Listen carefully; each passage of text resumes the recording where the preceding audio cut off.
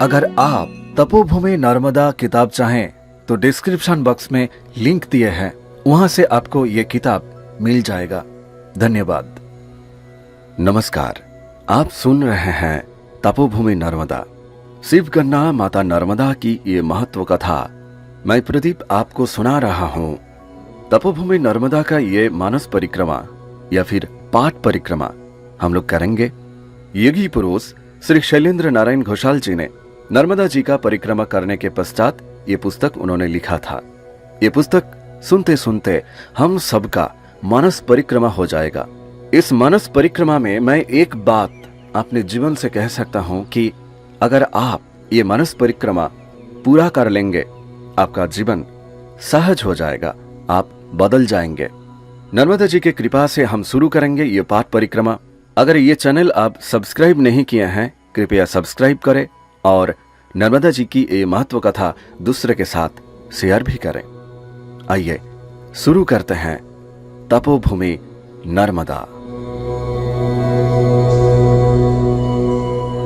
जलेश्वर महादेव के दर्शन करने के बाद सुमित दास जी ने अमरकंटक की वापसी यात्रा में कहा, इसलिए हम क्या कहे।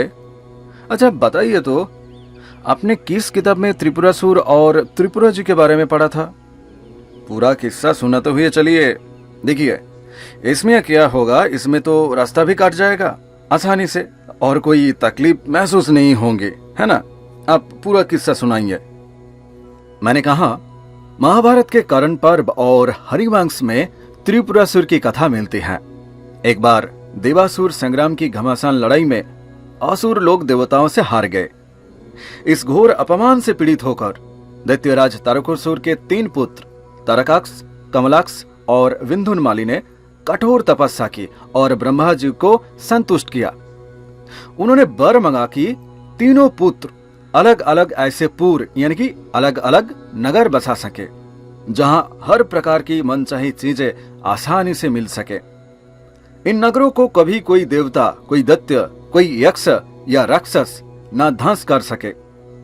यहां तक कि ब्रह्मा साहब से ये नगर अछूते बचे रहे।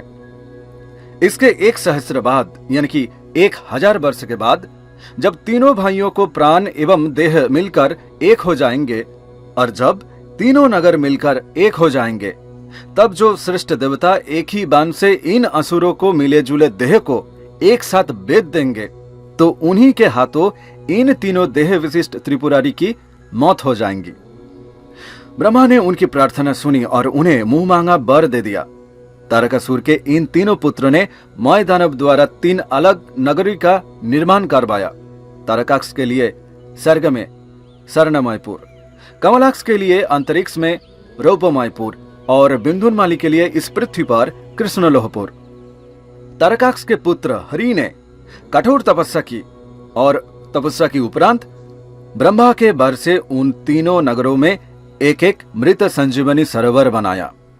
इन सरोवरों का यही गुण था कि अगर किसी मरे हुए असुर के शव को इनमें डाल दिया जाए तो वो पुनर्जीवित हो जाता था। फिर से जीवित होकर ये असुर सबको परेशान करते थे। ये देखकर देवतागण ब्रह्मा की शरण में आए और असुरों के बारे में ये जो असहनीय अत्याचार कर रहे थे उससे छुटकारा मांगा। ब्रह्मा जी ने उन्हें शिव जी के पास जाने के लिए आग्रह किया।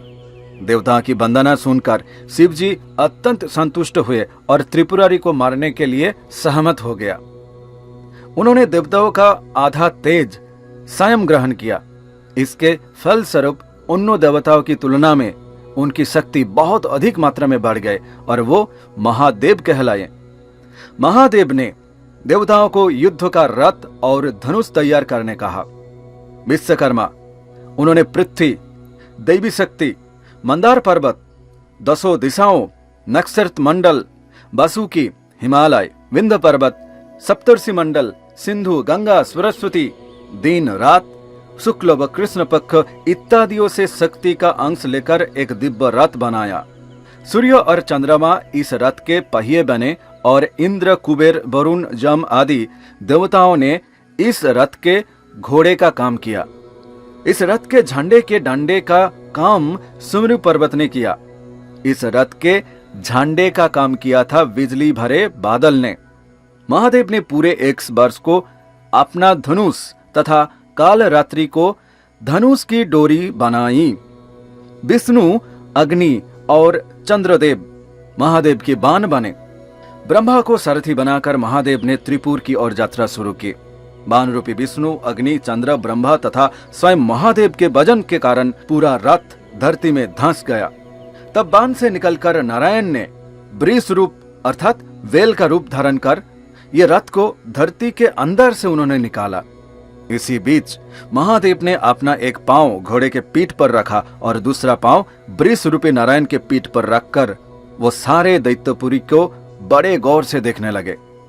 फिर वो धनुष पर पशुपत अस्त्र चढ़ाकर उस घड़ी का इंतजार करने लगे जब तीनों नगर मिलकर एक हो जाएंगे। यही वो जगह थी आज जहां जलेश्वर महादेव का मंदिर खड़ा है।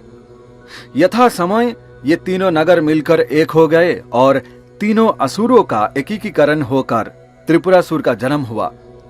त्रिपुरासुर का जन्म स्थान वो जगह थी आज जहां भीमा नदी का उद्गम स्थल है। वहां ज्योतिर्लिंग भीमशंकर विराजमान है। इस समय महादेव ने त्रिपुरासुर पर पशुपत बाण चलाया। तब त्रिपुरासुर के साथ वो दैत्यपुरी भी जलकर राख हो गई। इस भारी विनाश के मलबे पश्चिमी समुद्र में जा गिरे। जलेश्वर महादेव को लेकर यह किस्सा चाहे कितने भी चालू क्यों ना हो, वास्तव में आध्यात्मिक दृष्टि से इस कथन की महिमा अपार है। आध्यात्मिक दृष्टि से ही जलेश्वर महादेव जीवात्मा को संसार जाल, कर्म जाल और माया जाल से मुक्त कराते हैं। जीवों के अर्थात मनुष्य के स्थूल देह, सूक्ष्म देह और कारण देह, इन तीनों पुरों का ध्वंस कराकर अर्थात विनाश कर इनका विलय घटाकर वो जीवों का एक चौथे जगत में अर्थात तुरीय जगत में, महाचैतन्यमय जगत में वो प्रतिष्ठित कराते हैं। इस प्रकार जलेश्वर महादेव की कृपा से जीवों को आत्मदर्शन अर्थात सेल्फ रियलाइजेशन मिलता है। देखिए, लगभग हम घोर संसारी लोगों में ये घोर इच्छा बलवत रहती है कि हम अपने गिर्द जो दुनिया रचाते हैं उसकी दिनों दिन उन्नति होती जाए। अपनी सांसारिक कामनाओं को पूर्ति के लिए हम कितने ही तीर्थ के चक्कर काटते हैं और देवी देवताओं की पूजा पाठ कराकर, ध्यान कर, जप आदि के सहारे कितने ही धार्मिक क्रियाएं करते हैं ताकि हमारी तरक्की दिन दुगनी रात चौगुनी होती रहे। हम सांसारिक लोगों में कौन व्यक्ति निर्वाण पाने की कामना करते हैं? यहाँ जलेश्वर महादेव केवल मात्र मोक्ष या निर्वाण दिलाते हैं, तो इसी के लिए उन्होंने अकेला बैठे हैं इधर, क्योंकि मोक्ष प्राप्ति की कामना करने वाली की संख्या गिनी चुनी होती है। इसलिए उनकी पूजा करने के लिए जलेश्वर मंदिर में ना तो कोई पुजारी है, ना कोई भक्त आते हैं और ना ही कोई पूजा संपन्न कराने की कोई सामग्री इधर उपलब्ध होता है। परम जागृत महाकाल इस दुर्गम, इस वीराने जंगल में एक दर्शक भर बनकर चुपचाप इधर बैठे हुए हैं। मेरे ये बात सुनने के बाद सुमेरदास जी ने बोला, ये तो आपने एकदम सच कहा है। आमतौर से हम लोग बड़े लालची हैं और फिकर के पीछे दौड़ता है।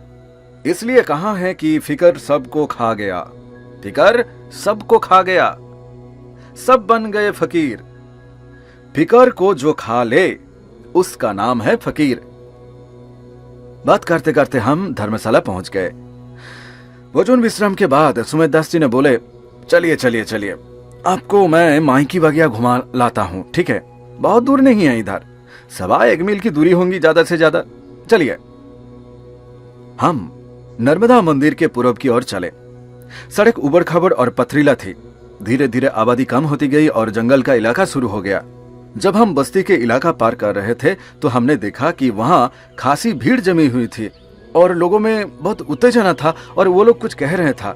पता चला कि कुछ देर पहले यहाँ एक शेर आया था और एक मोटी तेजी भैंसी को दबोच कर वो जंगल की ओर ले चले गए। सुमेरदास जी ने मेरा हौसला बढ़ाते हुए कहा, इसलिए हम क्या कहे, डरिए मत, डरिए मत। देखो, डर की कोई बात नहीं है। नर्मदा माई, नर्मदा माई की दया में हमें कोई खतरा नहीं होगा। नर्मदा माता की जय, जय शिव शंभू। लगभग मील भर चलने के बाद हम लोग माइकी बगिया आ पहुंचे। सच में इतना सुंदर, इतना मनमोहक बगीचा किस प्रकार घोर जंगल के भीतर छुपा रही थी, ये बात तो आश्चर्यजनक थी। आंखों देखे बगैर इसकी उपस्थिति का अंदाजा लगाना समुचाय कठिन था। मैंने देखा ये बागीचा विशाल तो है ही, बहुत प्राचीन भी है। जंगल पहाड़ के इस वीराने में इतनी प्यारी बागीचा बनाने की योजना किसने बनाई थी ये तो नहीं पता मुझे। नहीं इसके बारे में कहीं कोई लिखा झुका मिलता, परंतु नाना प्रकार के फूल फलों से सजी हुई इस बगिया को देखकर आंखें धन हो जाती हैं, हृदय बाग बाग हो जाते हैं।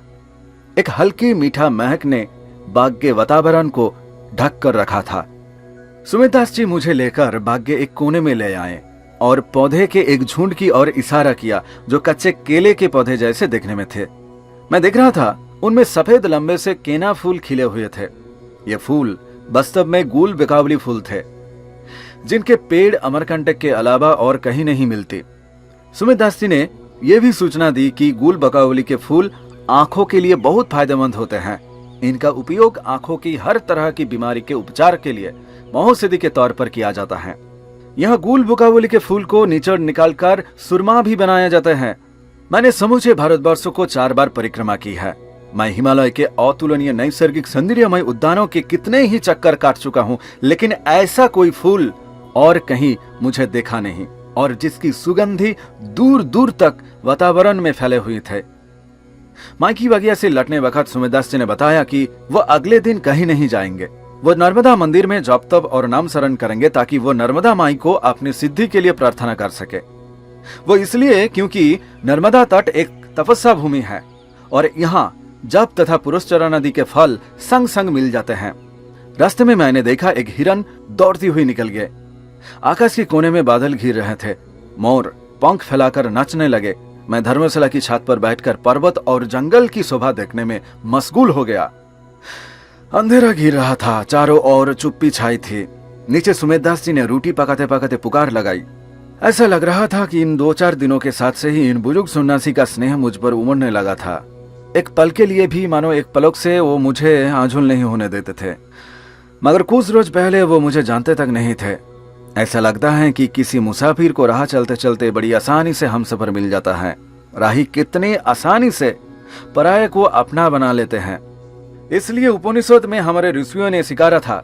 ऋषियों ने बोला था, पथिक तुम चलते रहो, जो चलता है उसे मधु मिलता है, उसकी गति कभी नहीं थमती। चलते रहने से सत्य का पता चलता है, ज्योति का सर्ग मिलता है। सूरज निरंतर चलते हैं, इसलिए वो इतने ज्योतिर्मय है। अगर तीर्थ भ्रमण पर निकलो तो तीर्थ में जो देवता हैं वो तुम्हारी रक्षा करेंगे। सच में अमरकंटक की जलवायु हर ऋतु में स्वास्थ्यवर्धक होती है। वहाँ 12 महीने मौसम सुहाना रहता है। बरसात में केवल ये स्थान दुर्गम बन जाता है और निरंतर बदली में अंधेरे के अलावा यहाँ और कोई असुविधा या दिक्कत नहीं होता है। तब भी मौसम स्वास्थ्यप्रद ही रहता है। हाल ही में जेठ का महीना बीता है। इन दिनों उत्तरी भारत, बिहार, उत्तर प्रदेश आदि भयंकर गर्मी में और लू में तप रहे होंगे, मगर ये अमरकंटक का मौसम गर्मियों में भी सुहावना रहते हैं। पूर्व योजना के अनुसार सुमित दास जी अगले दिन तड़के उठकर नित्य की आदि से निबटकर मंदिर चले गए जप ध्यान पूजा आदि के लिए। जाते जाते मुझे बार बार आगाह कर गए कि मुड़िया महारण्य अर्थात मुंड महारण्य यहाँ से नजदीकी है।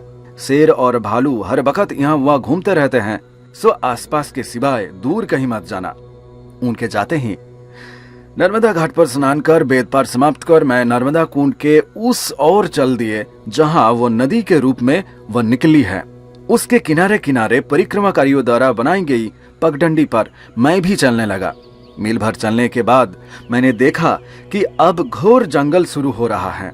नर्मदा के दक्षिणों में सतपुड़ा पहाड़ी को देखकर मैं थोड़ा अनमुना हुआ था कि अचानक बड़े जोरों से साई साई की आवाज सुनाई पड़ी। सारा जंगल हिलने लगा, जोरों की खलबली मच गई। सियार, हिरन, सीता, सब जंगली जानवर बेतासा भागने लगे। एक लड़का मुझे चिल्लाकर बोला कि भागो यहाँ से। लाखों की तादाद में शहद के मक्खिया के झुंड हमारी ही ओर बढ़ता चला आ रहा है। इन मधुमक्खिया को डसने से बड़े बड़े भालू, शेर भी मर जाता है। सुनते ही मैंने मंदिर की ओर उल्टे पांव दौड़ लगाई। ऐसा लगा मानो जंगी विमानों के झुंड जंगल के ऊपर उड़ रहे हो। जब सुमित दास जी अपने पूजा पाठ से निवृत्त होकर धर्मशाला आए और मुझसे पूछताछ करने लगे कि मैंने कैसे समय बिताया, तो मैंने उन्हें पूरा हाल सुना दिया। सुनकर वो गुस्से से लाल हो गए, आंखें तरेर कर मुझे डांटने लगे। इसलिए हम क्या कहें, ऐसी बेवकूफी मत किया करो। यहाँ घूमना फिरना कोई हंसी खेल की बात नहीं है। याद में रखिए, जो साधु संत अपनी परिक्रमा शुरू करते हैं वो भी पहले नर्मदा माई की विधि पूर्वक पूजा करते हैं, उड़द भोग भी चढ़ाते हैं, आरती भी करते हैं और नारियल डाल के नर्मदा माई को आज्ञा लेते हैं, तब कहीं परिक्रमा पर अपनी यात्रा शुरू करते हैं। ये सिद्ध तपस्वी स्थल है, कोई कलकत्ता का लेक नहीं है। और याद रखिए, नर्मदा का कंकड़ समूचा शंकर, ये महातीर्थ शिवमय है। ठीक है, इधर देवी लीला निरंतर चलती है। सुमित दत्त ने बताया अगले 3-4 दिनों तक उनका जप पूजन पुरस्चरण की काम चलेंगे। सो वो मुझे अकेले भी नहीं छोड़ेंगे। उन्होंने अपने एक शिष्य को, हरकिशन को मेरे साथ कर दिया, जो अमरकंटक की ही रहने वाला था। हरकिशन मेरे ही हम उम्र निकले। उसने मुझे सनमुड़ा, भृगुकमंडल, धूनीपानी और कपिलधारा आदि दर्शनीय स्थानों को दिखाने का जिम्मा लिया। अमरकंटक के तीर्थवास में मेरे 3 रात काट गए थे। चौथे दिन दोपहर के भोजन के उपरांत हम सनमुड़ा के लिए रवाना हो गए हैं। कुछ देर चलने के बाद हरकिशन एक दुकान के अंदर चला गया। मैंने हरकिशन को पूछा, हरकिशन जी, यह क्या खाया है आपने? हरकिशन ने मुझे बताया, यह पातर पातर रोटी बहुत बढ़िया मिलती है, संग में वो खीरे का तड़का, बस यही कुछ खा लिया हमने। अब चलिए, यहाँ से ज्यादा नहीं तो मिल भर ही होगा, चलते चलते सोनमुड़ा ही हम लोग पहुंच जाएंगे। ठीक है, सामने ही है, चलिए। सोनमुड़ा सोननद का उद्गम स्थल है, जिसे यहाँ के लोग सोनमरा कहते हैं। नर्मदा मंदिर से उतरकर हम मैदान में हो लिए।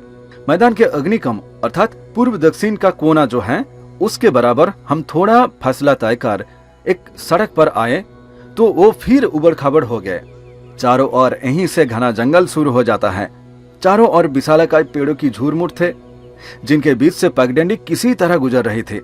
ये सड़क अमरकंटक पहाड़ की चोटी के पूर्व में जाकर खो जाती है। फिर वो सड़क वहां से आधे मील के फसला तय कर पगडंडी में बदल जाते हैं। इस पगडंडी के साथ साथ एक पतली सी जलधारा बहती चलती है। ये कभी कभी सैकड़े पत्थरों को दरार के अंदर जा छुपती है, कभी चुपके से बाहर आती है। ये पतली जलधारा जंगल में मौजूद सोन नद का उद्गम से निकलकर जलधारा के रूप में बहने लगती है। सोन गंगा का एक विशेष सहायक नद है, लगभग 500 मील का लंबा है। नर्मदा अमरकंटक से पश्चिम की ओर जाती है, जबकि सोन नद अमरकंटक के उत्तर पूर्वी दिशा के ओर बहती लगती है। जिला शाहडोल के उत्तर की ओर बहता हुआ सोन उत्तर प्रदेश के मिर्जापुर जिले से पहुंच जाता है। यहाँ से अपनी गति पलटकर वो उत्तर पूर्व की ओर बहने लगता है। फिर बिहार राज्य की राजधानी पटना के पास जाकर वो गंगा में मिल जाता है। सोन नद का वर्णन मिलता है रामायण, महाभारत एवं महाकवि कालिदास का रचना रघुवंश में। सोन नद का दूसरा नाम है हिरण्यवाह। सोन की पतली धारा धीरे धीरे तेज होने लगा। इसकी तेज गति आगे पत्थर हो या कोई गड्ढे, कोई बाधा नहीं बन सके। पगडंडी पर सोन की धारा लगातार बह रही थी, इससे पगडंडी फिसलने से भरी पड़ी थी। सो हमें कदम कदम फूक फूक कर चलना पड़ रहा था। रास्ते धीरे धीरे ढलान की ओर मुड़ गया। यहाँ से अगर कोई फिसल जाए तो नदी की तेज धारा के अंदर वो चले जाएंगे। तो हमने अत्यंत सावधानी से कदम रखकर और बड़ी कठिनाई से किसी तरह ऊपर सोन के उद्गम स्थल तक हम लोग पहुंच गए। मैंने देखा यह स्थान है अमरकंटक पहाड़ का पूर्वी भाग। उद्गम स्थान में पहाड़ मानो दुर्भेद्य दीवार बनकर खड़ा था। इसी दीवार के किनारे से सोनभद्र अर्थात सोन उछलकर सामने आता है और जाकर गिरता है हजारों फुट नीचे की खाई में। पानी की ये भीम बेग के पतन से एक भयंकर गर्जन तैयार होता है, इतना शोर कि कानों में कुछ ना सुनाई दे।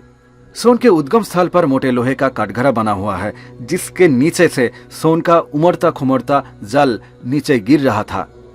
हरकिशन ने इशारा से मुझे दिखाकर कहा, देखिए बाबूजी, देखिए दाहिने ओर, देखा ना कितना बड़ा तालाब है। हाँ, ये भी सोन के पानी से ही भरा है। प्राचीन काल में यहाँ राजा मेकल की राजधानी हुआ करती थी। इस विशाल तालाब के पानी के अंदर में आज भी 2-4 मंदिरों को शिखर इधर दिखाई मिलती है। राजा मेकल की इकलौती कन्या थी राजकुमारी नर्मदा। उनकी 2 सखियां थी, हिमला एवं झिमला। राजकुमारी को फूल बहुत प्रिय थे और सैर सपाटे में भी वो बहुत चाव रखती थी। राजकुमारी नर्मदा पिता की लाडली बेटी थी। सो नर्मदा ने पिता से आग्रह किया कि वो उसके लिए बहुत सुंदर एक वाटिका बनवा दे। राजा ने पुत्री के आनंद के लिए एक सुंदर उद्यान बना दिया और उसी बाग में एक सुंदर शिव मंदिर भी बनवा दिया। अब राजकुमारी सखिया के संग जब तब वो बाग में चक्कर काटती हैं और नित्य शिव पूजा करती हैं। नर्मदा अतीब सुंदरी थी। उसके सौंदर्य की चर्चा बड़े जोर शोर से चारों ओर हुआ करती थी। एक दिन सोनभद्र नामक एक राजकुमार साधु का वेश धरकर नर्मदा के उद्यान में आया। उस सुंदर कांतिमान जुबा सन्यासी को देखकर नर्मदा उस पर रीझ हो गई। धीरे धीरे दोनों के बीच प्रेम का जन्म हुआ। तब सोनभद्र ने अपनी असली परिचय नर्मदा को दिया। उन दोनों ने शिवजी को साक्षी मानकर एक दूसरे से सगाई कर ली। दोनों के बीच ये तय हुआ कि राजकुमार तुरंत अपने राज वापस जाएंगे और पिता से नर्मदा के विषय में चर्चा छेड़ेंगे। फिर दोनों पिता पुत्र मैकेल राज से यथाविधि मैकेल राजकुमारी नर्मदा का हाथ विवाह बंधन के लिए मांगेंगे। परंतु अपने राज्य में वापस लौटने पर सोनभद्र को अपने विवाह के विषय में पिताजी से कुछ कहने का मौका नहीं मिला, क्योंकि उनके राज के साथ शत्रु राजाओं का युद्ध छिड़ गया था। पिता पुत्र युद्ध में इस कदर फंस गए थे कि 2 वर्ष का समय इस बीच गुजर गया। सोनभद्र ने नर्मदा की कोई खोज खबर नहीं ली। 2 वर्ष तक की नीरी चुप्पी के कारण ना कोई संदेश ना कोई समाचार के कारण नर्मदा व्याकुल रहने लगी। इन सब घटनाओं से अनजान राजा मैकेल अब पुत्री के विवाह के लिए अत्यंत उत्कंठित हुए। अपने माता पिता के दबाव में आकर नर्मदा ने मजबूरन एक दूसरे राजकुमार के साथ विवाह कर लिया। इधर इस विवाह के दूसरे ही दिन अपने पिता और बाजे गाजे के साथ सोनभद्र मैकेल राज में आए। सब कुछ सुनने के बाद गुस्से में भरी सोनभद्र ने नर्मदा को श्राप दिया। हे नर्मदा, तुमने मेरे प्रेम का अपमान किया, तुमने मेरे साथ विश्वासघात किया। तुम्हारे दुराचार के लिए मैं तुम्हें श्राप देता हूं कि तुम अभी नदी बन जाओ, और जरूर तुम्हारी ये सखियों ने ये भी तुम्हें इस दुष्कर्म के लिए उकसाया होगा। सो वही नदी का रूप धारण करे, क्योंकि इन्हें पता था कि हमारी सगाई हो चुकी थी। उन्हें तुम्हें रोकना चाहिए था। सोनभद्र का ये अभिशाप सुनने के बाद नर्मदा जी भी गुस्से में भर गए। नर्मदा जी ने भी सोनभद्र को पलटकर श्राप दिया। हे सोनभद्रे, तुमने सच्चाई जाने बिना मेरी निर्दोषिता के बारे में कुछ भी ना पता लगाकर अभी अभी जो श्राप दिया मुझे, तो मैं भी तुम्हें श्राप देती हूं, तुम भी नदी बन जाओ। पुराण के अनुसार सोननाथ का जन्म ब्रह्मा जी की आंसुओं से हुआ था। वापसी पर मैंने ये बात हर किसी को सुनाई तो उन्होंने बोला, नहीं नहीं नहीं नहीं नहीं, बिल्कुल गलत है।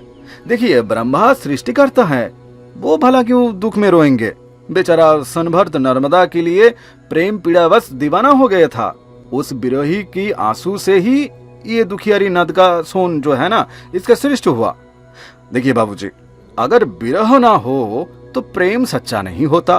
प्रेम और विरह के बीच में सदा से दुख की नदी बहती है। हाँ, और महान प्रेम में महान दुख तो भरा ही रहेगा, है ना। शाम के 5 बजे तक हम धर्मशाला में वापस आ गए। देखा कि प्रोफेसर मामलंगर जी सुमित दास जी के पास बैठे हुए हैं। सुनमुना देखकर आया हूँ, ये जानकर वो बोले, सोन एक अत्यंत प्राचीन नद है। इस नद का प्रसंग यूनानी इतिहासकार मेगास्थनीस और आर्यन की ग्रंथ में ही पाए जाते हैं। उन्होंने अपने भारत भ्रमण के काल में इस नद की महत्व के बारे में उन्होंने सुना था। प्रोफेसर साहब ने मुझसे पूछा, मैं देख रहा हूँ यहाँ सब कोई शिव जी का पूजा करते हैं, काशी में भी इनकी पूजा करती है। आपके कथानुसार वेदों में शिव मंत्र संकलित है। एक का तो आपने काल ही पाठ किया था। ये बताइए कि वैदिक दृष्टिकोण से लिंग का क्या अर्थ है। वैसे इतिहास का छात्र होने के कारण हमारे हिसाब से लिंग का पूजा का अर्थ कुछ और ही होता है, लेकिन आपके हिसाब से वैदिक दृष्टिकोण से ये लिंग शब्द का अर्थ क्या है, आप बताइए। प्रोफेसर जी का यह सवाल सुनने के बाद मैंने बोलने लगा। शिव कन्या नर्मदा माता वो सत्य है। इस विश्वास के साथ मैं ये एपिसोड यहाँ पर विराम देता हूँ और आपको मैं एक सवाल करना चाहूंगा। क्या आप ईश्वर में विश्वास रखते हैं? जो कुछ भी आपका मन में है प्लीज कमेंट में लिखें। तपोभूमि नर्मदा का ये जो पाठ परिक्रमा, ये जो मानस परिक्रमा इस पहले एपिसोड से हम लोग शुरू किए, ये पाठ परिक्रमा, ये मानस परिक्रमा बहुत दूर तक चलेगा। मैं आपको रिक्वेस्ट करूंगा कि आप साथ में रहें, क्योंकि पाठ परिक्रमा या फिर मानस परिक्रमा अगर आप पूरा करेंगे तो आपका जीवन सहज हो जाएगा, बदल जाएगा। अगला एपिसोड में इसी चैनल में आपके साथ फिर मुलाकात होंगे। अगर आप इस चैनल को सब्सक्राइब नहीं किया है, प्लीज सब्सक्राइब करें। मां नर्मदा जी से मैं प्रार्थना करता हूं कि आप अच्छा रहें, भक्ति पथ में रहें, सहज रहें। नमस्कार।